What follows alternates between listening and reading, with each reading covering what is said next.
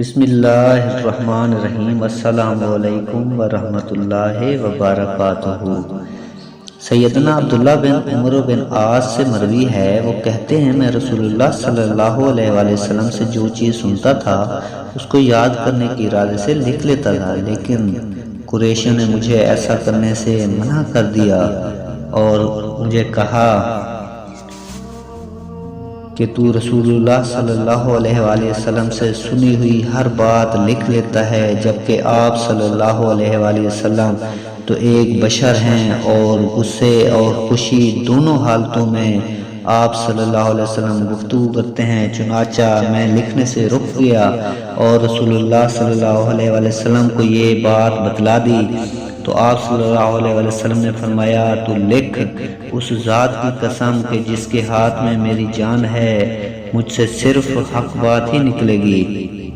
سیدنا ابو نملہ انصاری سے مروی ہے، وہ نبی کریم صلی اللہ علیہ وسلم کے پاس بیٹھے ہوئے تھے، اتنے میں ایک یہودی آدمی آ گیا اور اس نے کہا اے محمد صلی اللہ علیہ وسلم، کیا یہ جنازے کلام کرتے ہیں؟ تو آپ صلی اللہ علیہ وآلہ وسلم نے فرمایا اللہ تعالیٰ ہی بہتر جانتے ہیں۔ اس نے کہا میں گواہی دیتا ہوں کہ یہ کلام کرتے ہیں۔ رسول اللہ صلی اللہ علیہ وآلہ وسلم نے فرمایا جب اہل کتاب تم کو کوئی ایسی چیز بیان کریں تو نہ ان کی تصدیق کیا کرو اور نہ تکذیب، بلکہ اس طرح کہہ دیا کرو آمنا باللہ و کتبہ و رسلہ، ہم اللہ تعالیٰ اس کی کتابوں اور اس کے رسولوں پر ایمان لائے ہیں، پس اگر وہ حق ہوا تو تم نے اس کو جھٹلایا نہیں، اگر وہ باطل ہوا تو تم نے اس کی تصدیق نہیں کی۔ سیدنا عبداللہ بن عمر بن عاص بیان کرتے ہیں کہ رسول اللہ صلی اللہ علیہ وآلہ وسلم نے فرمایا مجھ سے آگے پہنچاؤ اگرچہ وہ ایک آیات ہی ہو اور بنی اسرائیل سے بیان کر لیا کرو،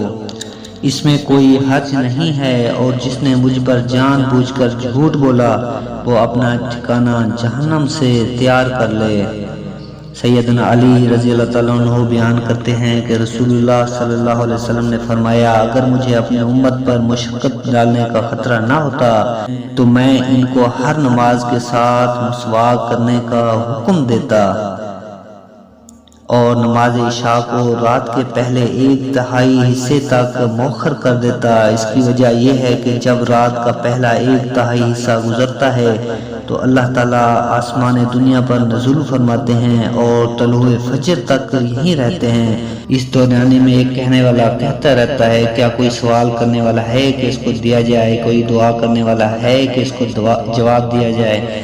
کیا شفا طلب کرنے والا کوئی مریض ہے کہ اس کو شفا دی جائے، اور بخشش طلب کرنے والا کوئی گناہگار ہے کہ اس کو بخش دیا جائے۔ عبداللہ بن عمر بیان کرتے ہیں کہ نبی کریم صلی اللہ علیہ وسلم نے فرمایا تو مسواک کا لازمی طور پر اہتمام کیا کرو، کیونکہ یہ منہ کو پاک کرنے والا اور رب تعالیٰ کو راضی کرنے والا عمل ہے۔